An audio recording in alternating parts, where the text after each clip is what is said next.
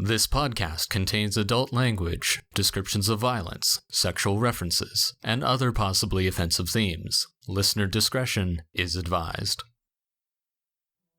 Previously on Back to the Story. They had some reserves in there. It's been confiscated by the Covenant and a few bottles auctioned off. I'd like to send some with y'all as a thank you for this Covenant, but also what you've done for the city. Do you want my company, or should I leave you alone? Get me more wine. You're not half bad. I will take that as the highest of compliments. And you're not completely awful either. Cheers to not completely awful. So, coming back into it, you guys come to the copper sail. Felix goes on his sulfur rock rampage, which is my favorite. Now what do you guys do? The sun is setting and will be dark within probably half an hour. I think I will go to Rothlinger at this point before I go to bed. So, my conversation with Felix resolved since he's leaving. So everything went well, right? Yeah, we spent a lot of fucking money. Do I want to know how much? No. Okay. But the Frank, as he has insisted that at least Ellery and I call him, gifted us with some rather interesting alcohol. From the winery. Yes. Oh. Do we need to check it? I checked it and I think it's okay, but... Do you want me to check to be sure? It's not the base of black. That's true. I think that was the main problem. So it's probably fine then. Yeah. But the Norbells have agreed that they will fund the rest of the law to ensure that all the slaves are freed. Good, and I'm sure their families will be happy to jump on board that, and good as well. I feel a little bit weird about using the law, but I suppose this is the sort of thing that I wanted when I started, breaking into houses and things. I wanted a taste of that kind of, I guess, the money that gives people rights around here. Look at that, now we have a law with your name on it. Oh, that's weird. I'm beginning to think that being raised here seriously screwed up all of you. I mean, don't think you're wrong. Probably, but the same could probably be said about you and where you come from. True. I wonder if it's back yet. Probably don't want it to. When they come back, they're probably going to try and destroy Whitestone. Guard, white guard. Honestly, I didn't really like White Guard all that much. But Felix, I know you're super drunk right now, but do you know from the elves' perspective, what was this war even about? Oh, those notes are way far away. It's okay, you're drunk. I don't really know what the war was over. I believe White Guard started it. 'Cause they follow the god of war. They wanted someone to war with and conquer, and they did an okay job, but, elves have that little exit button, and they'll come back when they feel like it. But apparently it was not great for either side. I think the king died. Which king? The human one. Oh. Maybe. Oh. I didn't really pay that much attention when I was there. I didn't really care until I was trapped in the Feywild, and that was just kind of inconvenient. And then by then the war was kind of over. How long, from your perspective, were you in the Feywild? I know time passes differently. I spent a lot of it reading, so sometimes days go by without me really realizing. You just kind of meditate in the middle of it and you just keep going. So, Ellory rolls her eyes. In days, months, weeks, who knows? I would have entered the Feywild after you all had gone, but before you came back, I'm not exactly sure how long it passed, especially because I exited in the astral plane, and it was a little hard to get an exact date. That place is fucking weird. The Feywild? The astral plane? There are a lot of fucking weird places. Let's just go with both. Speaking of weird places, are we leaving? I don't want to be here anymore. Soon. Maybe tomorrow. Okay. We don't know how much time we've got, right? Maybe we should just go tomorrow. Okay. Well, And Felix will cast Lesser Restoration on himself. I'm gonna go make some scrolls. Just call me when you're done. Of course. yeah. So, Vesper's heading to Yeah, I think she'll Rook. say that. She'll be like, I want to talk to someone before we turn in for the night, and it's starting to get late, so. Yeah, I think I'm gonna head to the temple. Then I have to catch my family up on some things. I'm just gonna go home if you all need me. Who wants to go first? Ellory. Okay. Okay. Sailor, you said you're going to the temple? Yes. So finish up this conversation here in the Copper Sail before you all break. The sun is faded at this point beyond the horizon. There's still some light lingering, leaving orange and pink trails in the sky. And as you walk down the road towards the docks, Warm Harbor, and to the Adisic Harbor, or the Adisic Temple, the harbor is filled with those ember stones that glow orange and yellows and some reds underneath the waters as the waves crash, and you walk up the slight hill towards that short cliff that reaches out into the harbor where the Adisic Temple is, the overturned ship. And when I get here, I think I will take a quick moment to... I'll stop at the shrine, but not really having words to really express everything that I'm feeling right now. I'm just going to try and kind of, as I've done a few times before, more feel a prayer than say a prayer before I look for Stormdreamer. Okay. You do so, and you're able to find her pretty quick. This is a big but very open temple, and she's kind of sitting and watching and giving you your time with the shrine and feeling out the prayer, but stands up as you walk towards her. Ellory. Hello again. Glad you came back. Shall Me we too. speak? Yes, there has been a lot that has happened. So I think I'm just going to tell her maybe not everything that happened on the pilgrimage, but I guess the highlights, so to speak. Not the same story that I told my family that was all about the happy, adventure-y fun times, but instead I tell her about starting with the angel that visited us on the ship, encountering Eliza and going to Felnor the first time, hearing the voice in the storm, getting to Nymenet, that leap of faith, training, and then finally the job that we did for the scriptorium and going back to Felnor and our escape to the astral plane and what we encountered there.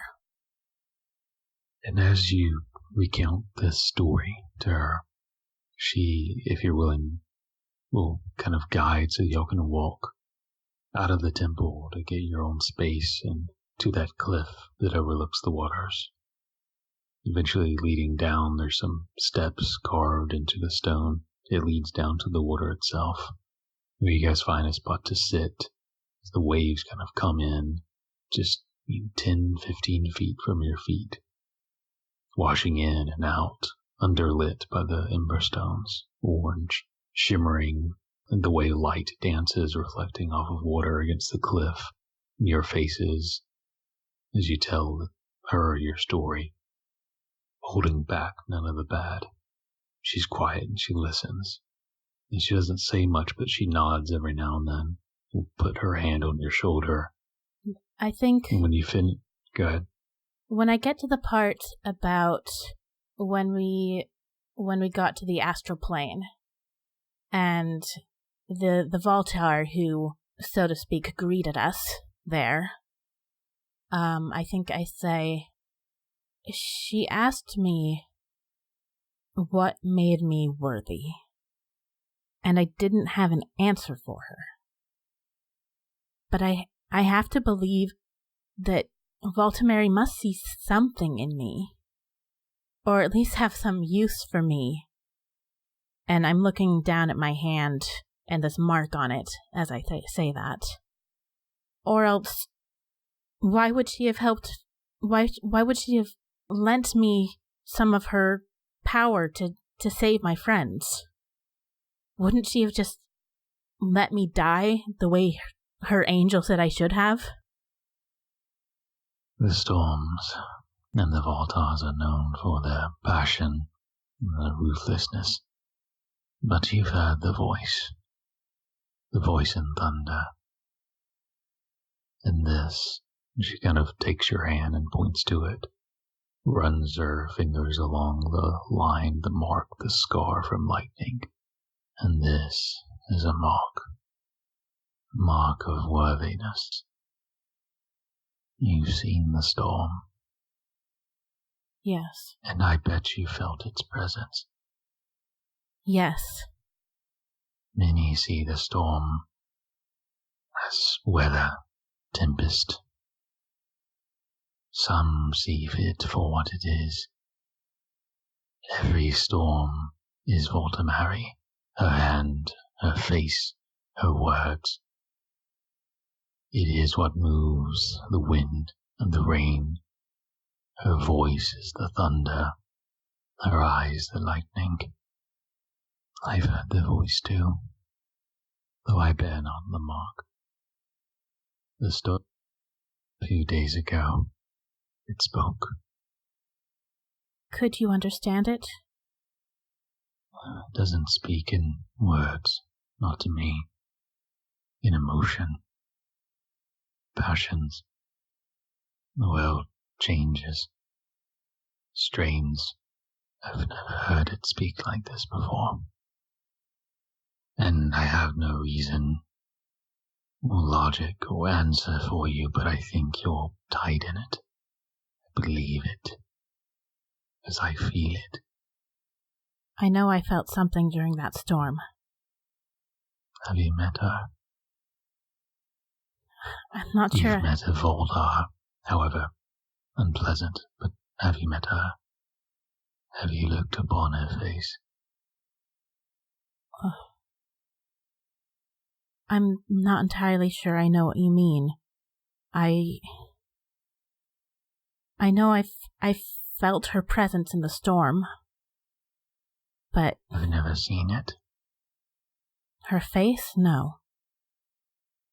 Or if I did, I didn't understand what I was seeing. I've never seen it. I've heard her voice, but they say you can sometimes see her face in the storm. Some can't. That she makes her presence known and looks upon you. There are times when I've called upon the storm, called upon her to show, and she will bring the tempest. Her in it. I felt her in it. I heard her words, but never seen her face in it. I wonder if you can. I don't know if I can, but I think I would want to. as terrifying as that seems, there's something about the kind of fear that comes with a storm, like the one that we just had, it's a better kind of fear than any other that I felt. There's something pure about it. And I think I would welcome that if I could see her face. You can try, if you would like. If you're willing. I would like to try. Do you know how to call the storm? I'm not sure. I've been able to call small storms, but I don't know if that's enough. I don't know if that's quite what you mean. Let's try together. Okay. What do we do? This way. She'll guide you back up to the top of the cliff. It's still, like, it's a short cliff, only maybe 20 feet before you hit the water. But where there is that lightning rod-esque like thing that's on towards the end of it, where Vesper and Ball were resurrected here. And she walks towards the edge and reaches her hands out, and the gentle waves kind of rolling in begin to shift and whitecap. And instead of just rolling in, they roll to the side and against each other, and winds begin to pick up. Mist begins to flow in the air. You hear thunder rumble distantly. As these signs of the storm start to grow, I just start breathing in more deeply. Not entirely sure what I should be doing here, but... Ellory, trust yourself. Bring the storm. I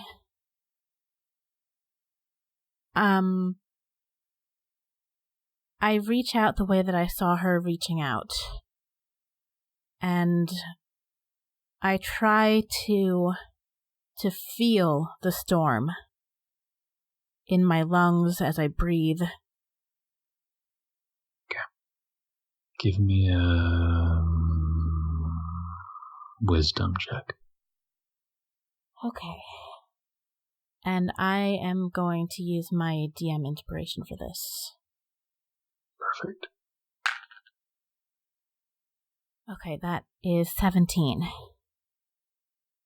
Okay.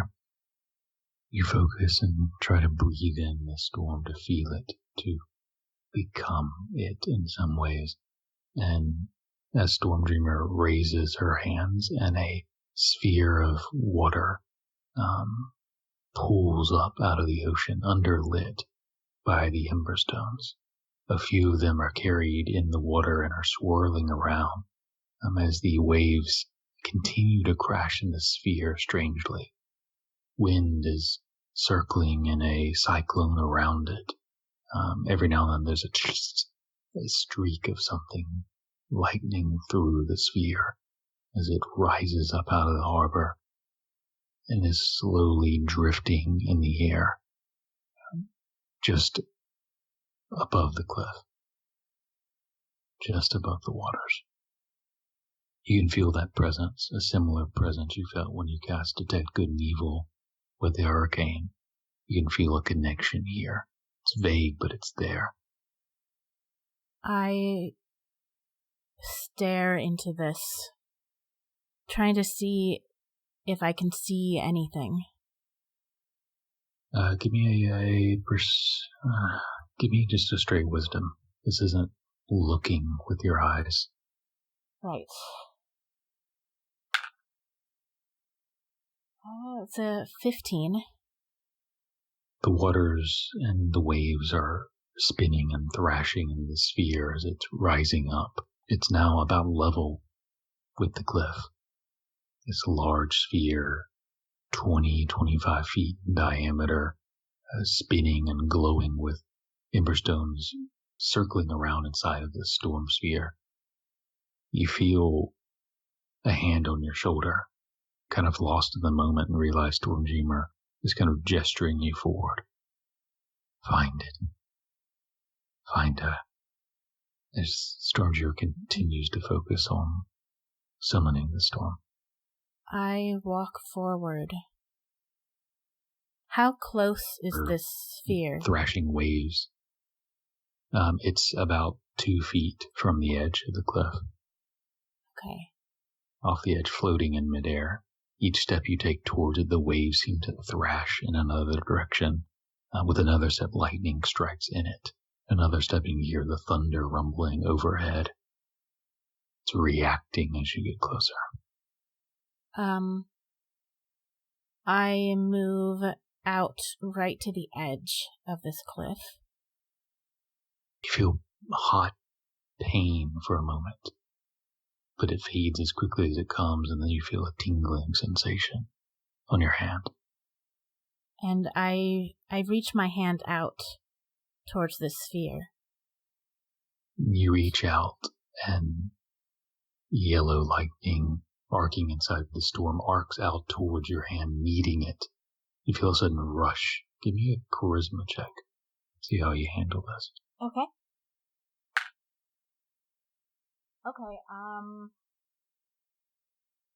So that's a 16. You have this overwhelming sensation come over you. Like a tidal wave slamming you under the water into the ground, or like being deafened by thunder. It's not pain, but just an overwhelming presence. The yellow lightning strikes, and for a moment you're blinded, but it also lights up a silhouette. Something in the storm itself. A figure, a face. It's only for a moment.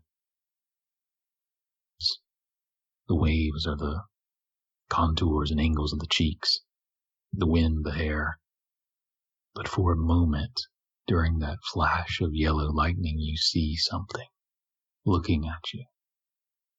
I think one eye scarred and missing.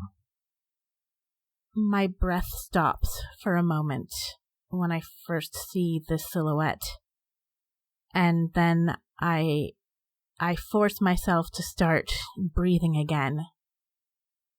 To breathe in even more deeply than I was already.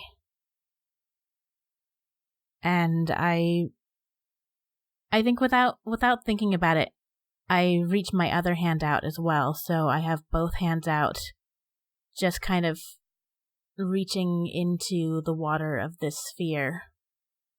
You feel it thrashing about, pulling left, right, in, out, reaching into a storm. I see you. You feel it pull. Yeah, I don't think about it. I step out into the sphere. Am I back? Right. I said, give me a charisma check, and I didn't hear anything. That's a 13 this time. As you're pulled in, your control over where you are is lost, and you're kind of tossed and turned. Nothing to hang on to, nothing to grab, nothing to right yourself with. You're just at the mercy of this storm, and you feel yourself rising. It's hard to see out of it, just water and wave and wind and lightning and this ever-present rumbling as you're rising up into the air. You feel something just on your hand, and you look down, you can see yellow lightning kind of running along that scar. The storm sphere seems to rotate you and face you upwards. There's been slowly, the clouds have been darkening since Stormdreamer began. And as the lightning flashes, you can see a silhouette in the clouds above as the storm is focusing you towards it, rising you up there. And you feel a strange searing upon the scar. And as the lightning flashes, you see a silhouette in the sky of a spear. And it's reaching down towards you, and it's meeting the tip at your scar. The javelin tip hitting your scar. And the flash disappears, and the presence is gone. As suddenly, the sphere drops. You spin, dropping about 30 feet into the water. You surface and can see Stormdreamer kind of rushing down the stairs towards the ocean. As you're going to swim to shore, she's going to help you out. You can still hear the rumbling in the black or the dark clouds overhead that's kind of now moving away. But you look down at your hand and that yellow lightning remains running across the scar. You can feel something there, not just more than a mark. I saw her. She left something for you. As she looks down at your hand as well, with that periodic yellow searing of lightning energy. And I described to Stormdreamer what I saw in that storm. It was her. I could feel her, and I could see her, and she saw me. This, and she takes your hand, is a gift from Voltamari. She does not give gifts without purpose. Find yours. Use it. And I think with that we'll maybe switch scenes, if that's alright. Unless there's something else. Yeah, at that, I think is a good place to switch. Yeah, I think it feels like a good... okay, so... Vesper, right? Yes. Spear out. And before I get there, I will, not because I'm going to flirt, but because it gives me an advantage, I'm going to... So I have... Hang on, let me make sure I don't have a spell prepared that I could use instead. I do not, so I will use the perfume and give myself advantage on charisma. Puff, puff, puff. Okay, so you go up to Rothburn Rook. The sun is setting, we'll say, at this point, since you're going at the same time. The Covenant recognize you as you approach. Business. I'm here to talk to Roderick. All right. They open up the doors, and one of them guides you in. Wait here for just a second. Opens up the door before coming back and letting you in. Easy night now, but said you could come in. I will go in. I let you into this room where there's a table. There's a few other Covenant that are eating with Roger. It looks like officers probably in the Covenant. As he puts his fork down and walks over. Whisper. Roderick. What can I do for you? Here to get a tour of the prison again? No, I'd actually like to talk to you about that, though. Just for a moment. All right. Let's step aside. You exit the room and move to one of the hallways where there's a window at the end of it. You can see the sun setting now, completely beyond the horizon, and just the fading colors of the sky as night comes. Well, what do you have to say? You know what he's doing down there is wrong. Torture, necromancy at some point. It's wrong, and you know it is. Why are you letting this happen? It's not my choice. If it were my choice, it wouldn't be happening. It's a complicated matter. It's right or wrong. You are a good man, Roderick. Just have the courage to do what's right and not what's written. And what? Fight him? Be burned immediately to ashes, raised as a corpse? What would you have me do? Anything. Just stop it. You have the Covenant at your back. You're a Rothburn. You can do these things. We are the Rothburns because we hold our words. We hold our covenants, even the ones we disagree with. This is why we, our family, are entrusted with this. We do what the people ask of us. No, you don't. You do what the rich ask of you. People like my father's, like my friends' families, they don't get any say in what goes on in the city.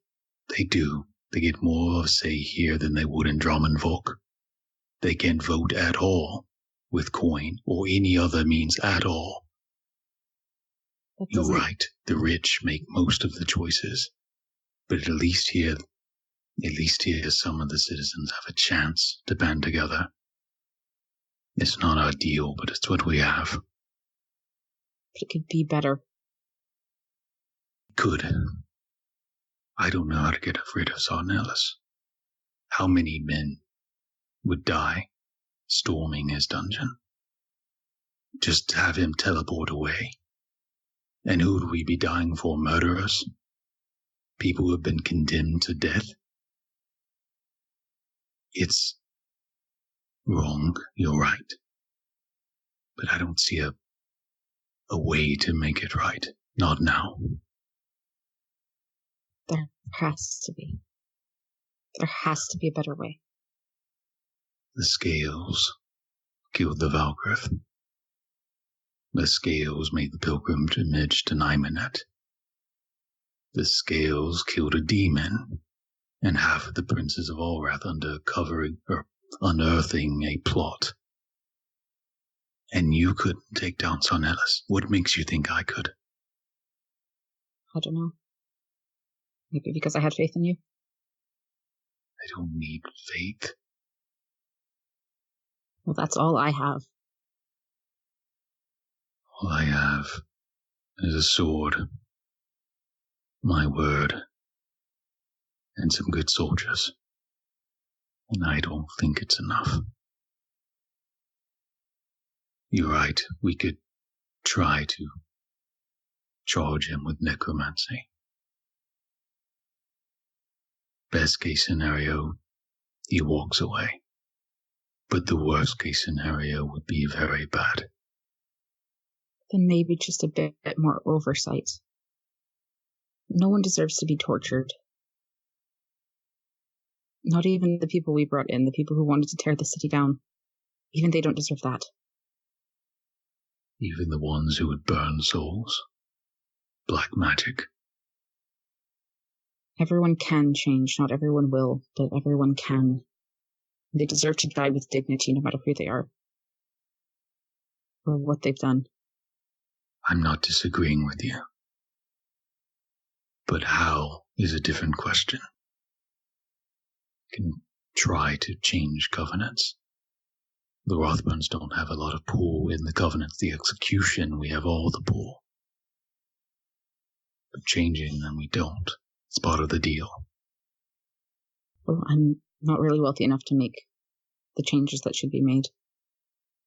I'm trying with my friends, but you're right, we couldn't even stop Sarnellus, and now I'm meant to save everything.